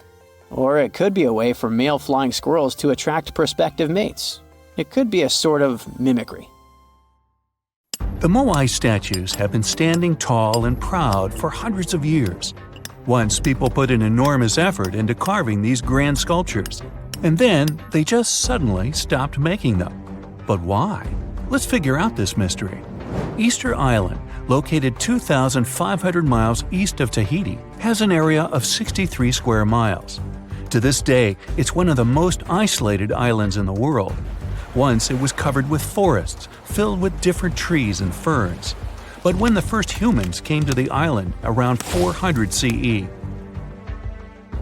the forest slowly began to disappear. And starting from 1250 CE, Moai statues began appearing all over the place. People made them from different types of rock: compressed volcanic ash, basalt, trachyte, and red scoria. As it's a volcanic island, these were all the ingredients the creators of the statues had to use. And once the builders completed their work, they covered the statues with pumice. The faces of the statues are different, but they all have distinct expressions with heavy brows and large noses. Their arms are carved into the body. Some have hats on top of their heads. There are nearly 900 statues all over the island. They differ in size. The average height is 13 feet tall, and the largest ones reach 33 feet in height and weigh up to 82 tons. Because the statues have so many different faces, there are theories that they represent and honor ancestors, chiefs, and other important people who lived on the island. But without any clear evidence, it's almost impossible to figure out the true purpose of the Moai. Once they stood beautifully along the coast, watching over people in settlements, and their backs faced toward the spirit world of the sea. When Europeans first discovered the Moai statues in the 1700s, many of them had already toppled over, and the construction of statues had stopped way earlier than that. Huge amounts of effort were put into making these things. Expert craftspeople spent a great deal of time slowly carving the statues with basic picks. A team of up to 6 people would work hard for an entire year to make just one statue. Then they often had to transport it to its special place on the island, as far as 11 miles. With the help of carbon dating, experts have managed to figure out that the statues started to appear in 1250 CE. And then, suddenly, in 1500 CE or so, the process just stopped. The creators of the statue just left their stone chisels where they were last used, and only a quarter of all the statues were actually placed where they were supposed to be. Half of them still remained in the quarry, while others were left on the ground mid-transit. Something happened on the island, and it caused everyone to just lose interest in the statues. There are many theories around why it could happen, and they mostly relate to deforestation. Islanders may have used wood to move the statues across the island. They possibly did this with the help of sleds and ropes, or even used logs to roll the statues or canoes to float them. The wood started to deplete eventually. Trees on the island took very long to grow, and rats ate most seeds. People had many uses for wood, and they needed it not only for practical things, but also to create other statues. Another reason why the inhabitants of the island could have stopped building the statues might be that they were busy with other projects. Specialized rock gardens were becoming more common with a growing population. They were great for the soil, keeping it warm and fertilizing it at the same time. Islanders spent much time and effort making these rock gardens, and there simply wasn't enough time to focus on building and moving the statues. Another theory suggests that what people believed in changed over time. Supposedly, the islands once saw the statues as a connection to their ancestors.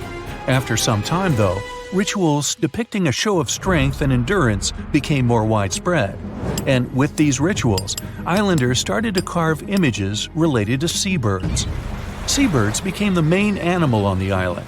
People started to believe that their ancestors looked over them through birds instead of the statues, so there was no longer a reason to build the moai. Anyway, these theories might be true, but the main problem was that the small island couldn't support a growing population. What was once a lush land covered in forests quickly became a barren landscape. For the first few centuries, people relied on forest resources, but agriculture became more important sometime after 1550, when forests disappeared. Tribes that once worked together to build the fantastic monoliths focused on competing against one another instead. During this struggle for land and resources, the moai statues were toppled over because people wanted to reduce their significance. Over the following centuries, all the statues were pushed over, but not all of them deliberately. Many fell naturally after being neglected for so long. Some even ended up in the ocean water surrounding the island, and there they sat for a while. But there was some good news for these statues. They were re-erected, providing a great experience for visitors from all over the world. If you make a journey all the way to this isolated island, the first question you'll probably ask will not be how the statues were made or how they were moved. It will be, how on earth did anyone even make it here in the first place? It was one of the most amazing feats ever. The Polynesians sure did some pretty extraordinary things. From as early as 1500 BCE, these boat-faring people began to explore their world. They used the most advanced marine inventions of their time. They sailed across the ocean in catamarans and outrigger boats, starting in Southeast Asia and inhabiting many more places throughout the Pacific. They lived as far north as Hawaii in 900 BCE, and all the way to the south in New Zealand by 1200 BCE. And the farthest journey to the east was, of course, Easter Island. In only a few hundred years, these early sailors inhabited an area of thousands of square miles. They simply memorized where they had already been, and this way managed to navigate the ocean. They used a wide range of techniques. They watched the sun as it rose and set during the day. Stars helped them at night. If it was overcast and sailors couldn't figure out direction visually, they used other brilliant methods. They watched the movements of ocean currents and wave patterns and paid attention to bioluminescence in the water. These patterns helped them find where specific islands were located. These seafarers even understood how islands and atolls in the distance caused air and sea interference patterns. Birds provided them with certain signs too. Some of them migrated long distances from one island to another, which gave travelers some kind of a visual connection for their route. Other types of birds had specific feeding times. Sailors knew when and where they hunted and directed their boats depending on where these birds fed. Vikings certainly get way too much credit for their seafaring abilities. Where they used a sun compass, the early Polynesians relied purely on the knowledge of how nature itself could guide them. Their skills were so advanced that in 1769, Captain James Cook, an English explorer, even hired a Polynesian navigator because of his extensive knowledge of the seas. But even more surprising was the fact that he drew a map from memory. It covered an area that was 2,000 miles wide. In this region, there were 130 islands, and the navigator knew 74 of those islands by name. At the beginning of their voyage, Captain Cook often disregarded the navigator's advice.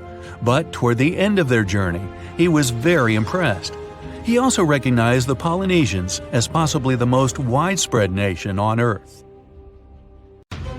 Listen to this. Neanderthal fiber technology. Nope, I'm not joking. The concept is real. In 2020, a team of scientists published a paper that redefined the way we saw our closest ancestors. A find in France changed archaeology forever, and it wasn't the first time something like this had happened. But let me start from the beginning. Neanderthals. For a long time, they fit the image of the typical cavemen. If you are now thinking of someone like Fred Flintstone, you wouldn't be much wrong. What was the reason behind this stereotype? When did we start believing that Neanderthals were not the brightest tools in the shed of evolution? In comes William King, a 19th century British geologist. He was the man who named the Neanderthals. Based on the bones King found, the scientist declared the species not intelligent, and this image stuck with the Neanderthals for centuries to come. But a piece of string, just a quarter of an inch long, changed everything. A small, dry river valley, Abri du Maras, was the place of the great find. Archaeologists unearthed a cord fragment next to a stone tool. Such twisted fibers could have been used for everything from making clothes to fishing nets. In prehistory, this was some advanced tech, and the Neanderthals seemed to have mastered it. Scientists already knew that these early humans made tar from birch bark, and that they produced shell beads. There's even evidence of Neanderthal art. They were definitely not primitive. The string section and similar finds are changing the way we perceive our ancestors. The world of archaeology is constantly changing. Take the pyramids in Egypt, for example. Turns out, they weren't really built by an army of people who the pharaoh made work until they passed out. Herodotus, the famous Greek historian, was the man who started the confusion. He claimed, in 500 BCE, that 100,000 men took part in the construction of the Great Pyramid in Giza. He made no mention of who they were and why they were building the pyramids. That's how the myth started. Huge stone slabs pulled by humans, driven by a foreman with a whip. But Egyptologists would beg to differ. Those are the scientists who study ancient Egypt's culture. Fairly recently, they uncovered a workers' village that told a different tale. Yes, there was evidence of hard work on the workers' bones, but the construction industry is demanding even today. It took almost 6 years for 12,000 workers to complete the world's tallest building, Burj Khalifa. Back in Egypt, 3 times more workers finished the Great Pyramid in around 2 decades. An impressive feat of ancient engineering, wouldn't you agree? Superiors looked well after the Egyptians who built the pyramids. Their diet was rich in protein. They had medical care and they got paid properly. In fact, they lived better than the non-working population. And they lived with their families near the construction site. Archaeologists know all this because they unearthed bakeries and dormitories with bread jars and other goodies. Looks like the pharaohs were okay employers after all, and the job market wasn't that terrible. They also kept detailed papyrus records of the build and hieroglyphs. You and I wouldn't stand a chance of reading these letters that resemble images. Egyptologists had the same problem. For over a millennium, no one had used this type of font. And it's not like there was an English ancient Egyptian dictionary you could open and find meanings of words. But all this changed in 1822. A couple of decades before, the French found a broken slab of black granite. The stone contained one text in three scripts: Ancient Greek, Egyptian hieroglyphs, and Demotic. The last one was also the Egyptian language, but in a simplified script. Scientists dated it back to 196 BCE. The content is a religious proclamation. A French philologist and Orientalist, Jean-François Champollion, was the first one to crack the code. You see, people haven't forgotten ancient Greek letters. The Frenchman successfully matched the Greek letters with the ones in the Egyptian script. And voila, we were finally able to read hieroglyphs. The name of the piece of granite that made it all possible was the Rosetta Stone. The importance of its discovery went beyond archaeology. The word Rosetta Stone even entered the English dictionary. It represents a discovery that helps people understand an enigma that has been puzzling them for a long time. There are similar games. A symbol is attached to a particular message. Then you have to decode the message by replacing the symbol with a corresponding letter. In a nutshell, this is what scientists did with the Rosetta Stone more than 2 centuries ago. Do you know what is the oldest deciphered language in Europe? It has an unattractive name, Linear B. The script belongs to the Mycenaean Greek language. It predates the ancient Greek alphabet by several centuries. You can easily guess which script it is descended from. Linear A. The people from Crete used Linear B more than 1,000 years ago. During the Late Bronze Age, the Greek civilization that used the script vanished. There was no one who could read Linear B, and more importantly, no one knew it existed in the first place. This was about to change during the first years of the 20th century. A British archaeologist by the name of Sir Arthur Evans excavated a vast palace complex at Knossos, Crete, Greece. This was the center of the Minoan culture that created the enigmatic script. The palace boasted some 1,300 rooms. They had colorful paintings of dolphins, griffins, and bulls. All of these captivated the archaeologist's imagination. But their biggest find was at first overlooked: thousands of slabs of baked clay. The fire that brought down the palace helped preserve the tablets. It was impossible to read the slabs, though. They were written in an unknown language.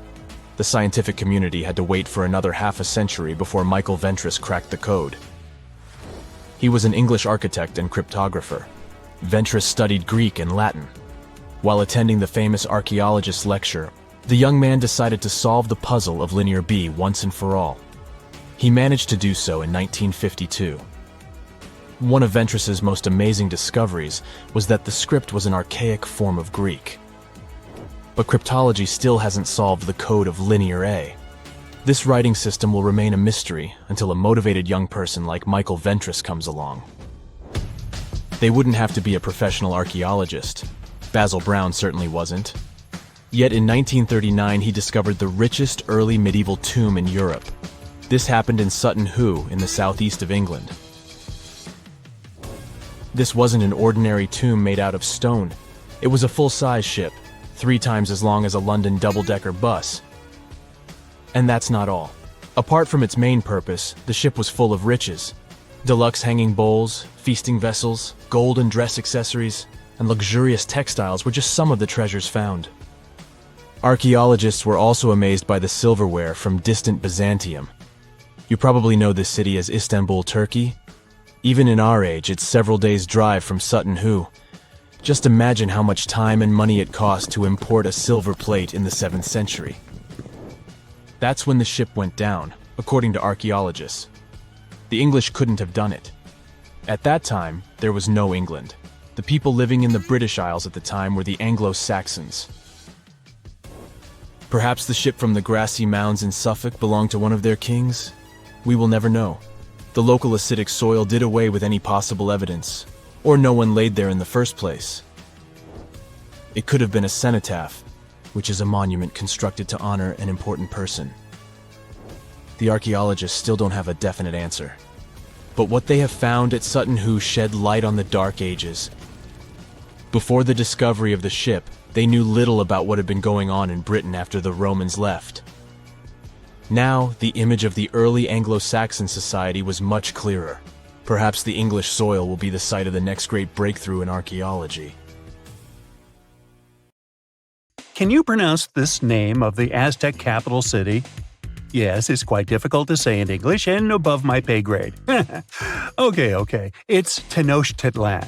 And Mayan cities are hard to pronounce too. Consider Jaxchilan. They must be part of the same language, right? Well, not really.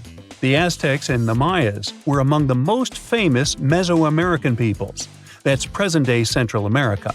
But they didn't speak the same language, and they weren't even the same civilization. The two nations lived in different eras. The Aztecs dominated the region from the 14th to the 16th century. Back in Europe, this was near the end of the Middle Ages. The Mayas came before the Aztecs. Historians believe they started building city-states in the 3rd century. Their peak lasted until the 10th century. Now, this doesn't mean that the Mayas and the Aztecs didn't have contact with each other.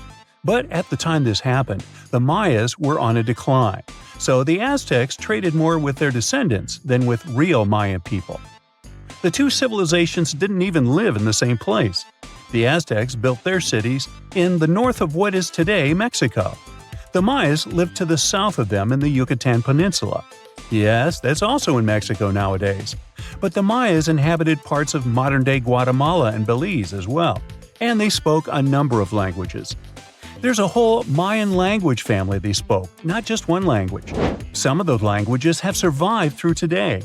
Estimates show that there are 6 million indigenous Maya people groups spread across Central America. In Guatemala, there are 21 Maya languages recognized by the authorities.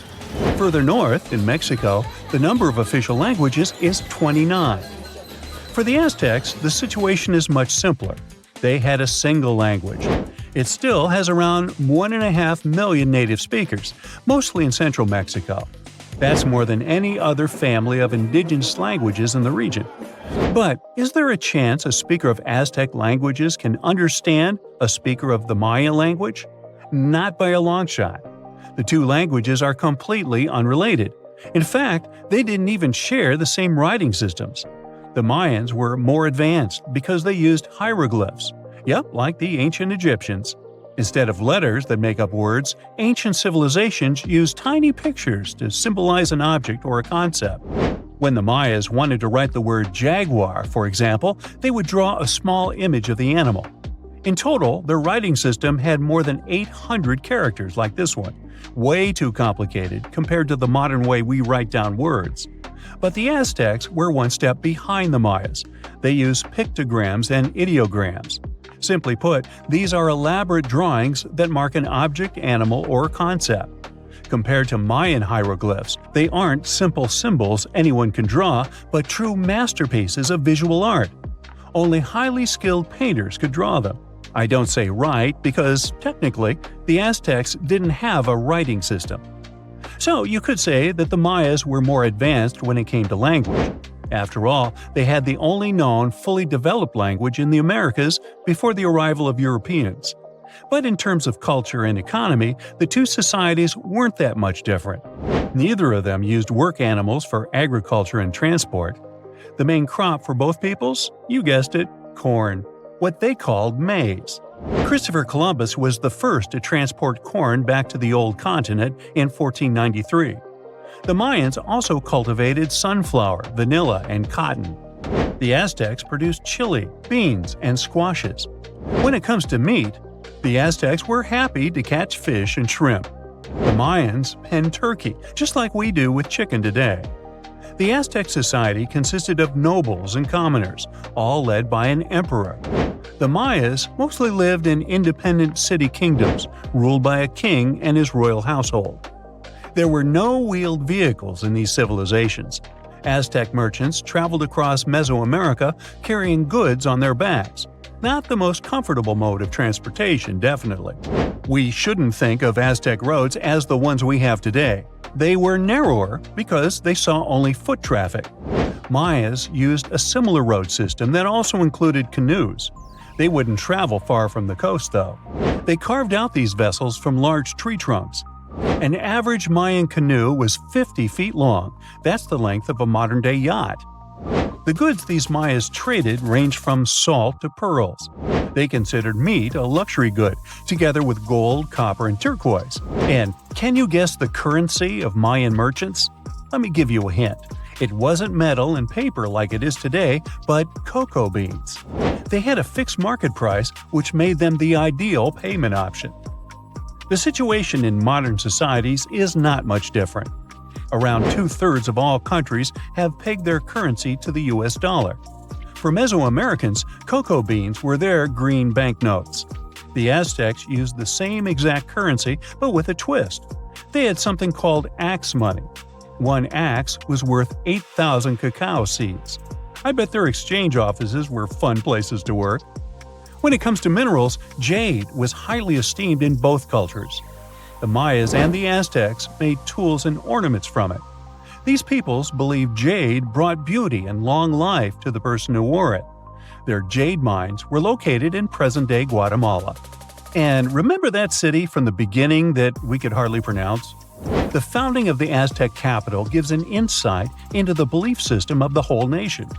According to legend, the Aztec deity told them to build a city in the place where an eagle sits on a cactus with a snake in its talons. They saw this happen on an island in a lake. This is where they built the city. If you want to find it on the map of Central America today, look for Mexico City. That's the site of an ancient Aztec capital. It even got its name from the ancient nation, because Mexica was an alternate name for the Aztecs. They constructed the city on small artificial islands. It was slightly bigger than the surface area of London Heathrow Airport. The Mayas didn't have a capital city as we know it today. Their civilization spanned across 40 cities. These settlements had a population of 5 to 50,000 inhabitants. Today, these sites could be classified in terms of size as small American towns. But the total number of Mayan cities is not final. Archaeologists keep discovering new ones deep in the jungle of the Yucatan Peninsula.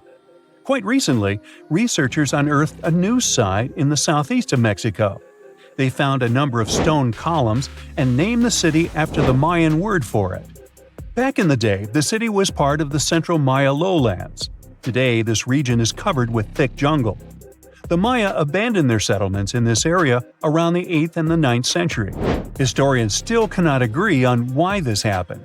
Some claim overpopulation was the main issue. Others argue the trade routes collapsed, so Mayan cities couldn't flourish anymore. Whatever the case, northern Mayan cities lived on. The descendants of these peoples were there when the Europeans stumbled upon them several centuries later. The Aztecs were also present in today's Mexico at this time, but contact with a foreign culture didn't bring them much good. There was an outbreak of smallpox that sealed the Aztecs' fate. This doesn't mean that this American nation left the world stage forever, though. Every time we say words like avocado, chili, guacamole, chocolate, and coyote, we're actually reviving the Aztec language. These words are present in pretty much every language on the planet. Mayan words also entered modern English. Linguists argue that the word shark actually comes from a Mayan language. This is the word these ancient Mesoamerican people used for fish.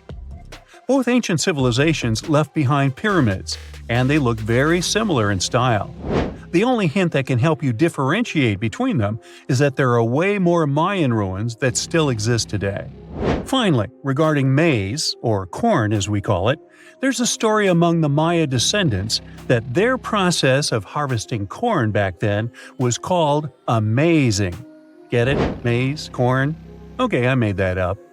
You're not surprised, are you?